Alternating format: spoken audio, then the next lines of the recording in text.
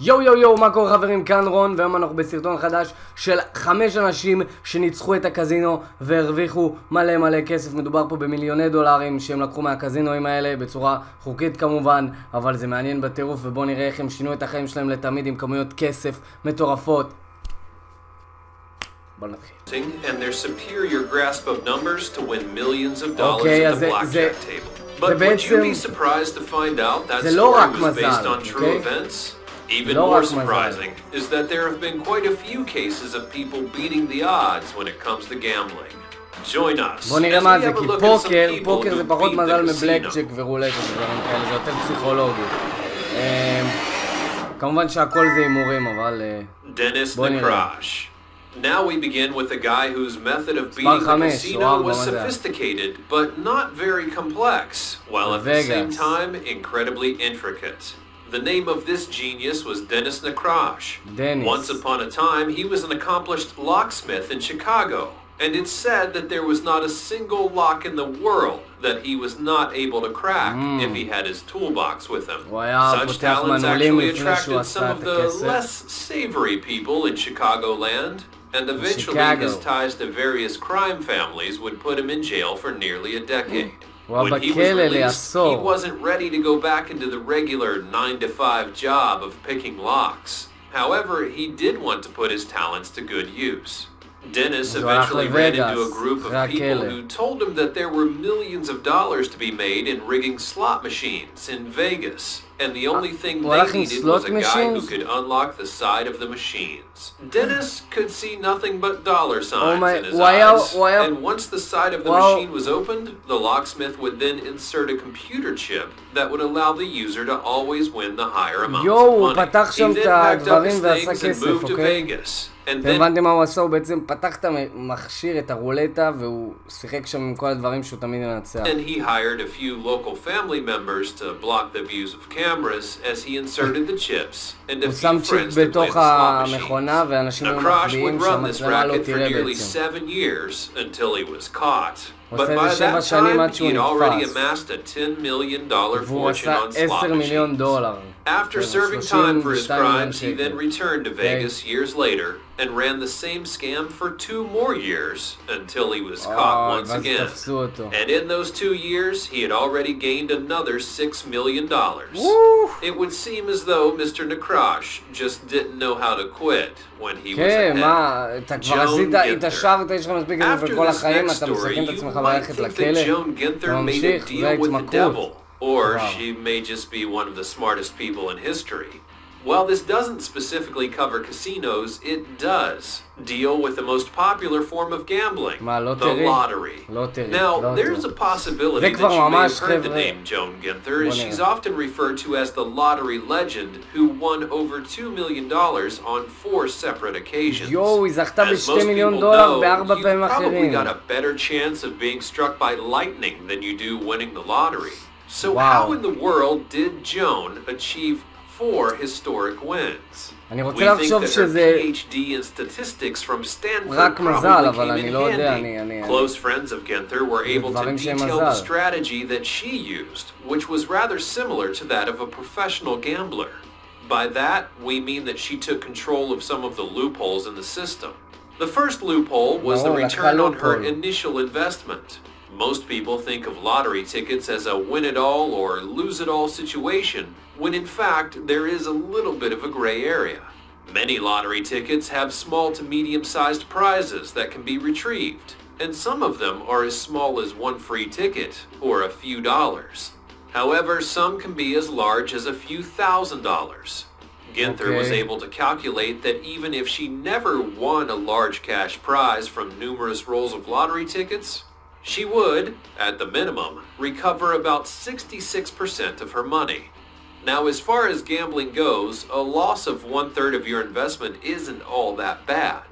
Joan would soon learn that if she repeated the process, she was able to reinvest and further mitigate the costs involved. Eventually, she would be able to get $25,000 out of $25 worth of tickets for an out-of-pocket cost of just $8,275 in the end. The next loophole that Ginther took advantage of was the federal and state tax laws. Most people don't know that gambling losses can actually be written off against gambling wins. Now, it would help quite a few people if this was written on every lottery ticket in every gas station in the country. On top of those who declare themselves as professional gamblers, they're able to write off numerous business expenses. Expenses like travel and lodging. Ginther's ingenious plan to maximize her odds of winning didn't end there. Maybe the most important loophole is that she capitalized on the information that the Texas lottery would release to the public. For example, the number of winning lottery tickets that are still in play, and the number of tickets that have been purchased. Because of this major piece of information, Ginther would constantly fly to Texas to buy her lottery tickets, and she had a statistical map of the playing field. It's a good thing that she was able to write those flights off on her taxes. As information was released on how many tickets remained, Ginther would surge her investments based on the numbers. In a similar fashion to how people play the stock market or how card counters bet in blackjack. Despite all of these mathematical tactics, it's estimated that her best odds were around 1 in 800,000. But this was more than enough to give Ginther confidence. While no concrete number has been given, it is assumed that Ginther invested a few million into this strategy, and it looks like she came out on top. Some might refer to it as science, but we still think that there was a fair bit of luck involved. For example, her first lottery win used none of the techniques. Ginther just happened to buy a ticket and then won $5.4 million. She used the money to fuel her lottery addiction. And if it weren't for that initial win, there probably would have been no way for her to bring the insane odds down to a not-so-great 1 in 800,000. Don Johnson, the man who broke Atlantic City. Don Johnson has one of the most successful blackjack stories other than that of the MIT Blackjack Team. The only difference is that he was just one man. One who made $15 million in under 6 months, rather than a few decades. Before his winning streak, Johnson was heavily involved in the gambling industry, and often served as a manager or executive in gambling-related businesses. He even founded his own business that allowed for computer-assisted wagering and betting for horse races. It was through these various businesses and high-ranking jobs that allowed him to amass a small personal fortune.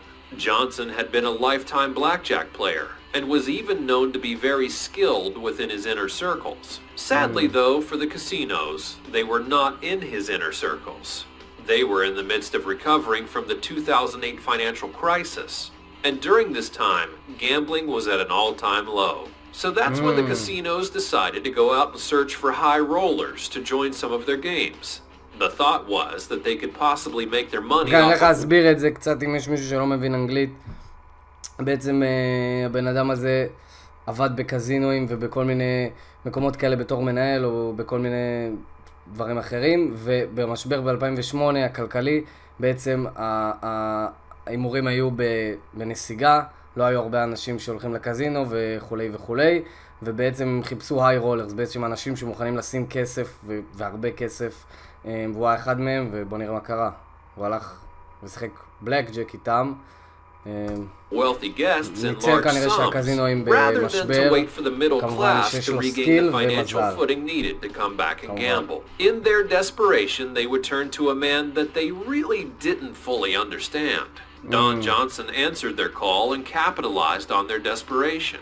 He would request multiple minor changes to the game, ones that provided him the slightest mathematical edge. Now, maybe his most egregious change to the rules was that dealers had to stay on soft 17s rather than the tradition of being forced to hit. In addition to this, he would ask for a 20% refund on his losses, which was not completely insane, but still another precautionary negotiation made by Johnson in order to protect himself in the long run. The games finally began, and Johnson was playing $100,000 hands on the regular. He famously played an $800,000 hand, which kicked off his 6-month winning streak. During his run, he crippled the monthly profits of 3 casinos. He took Caesars for $4 million, the Borgata for $5 million, and the Tropicana for $6 million.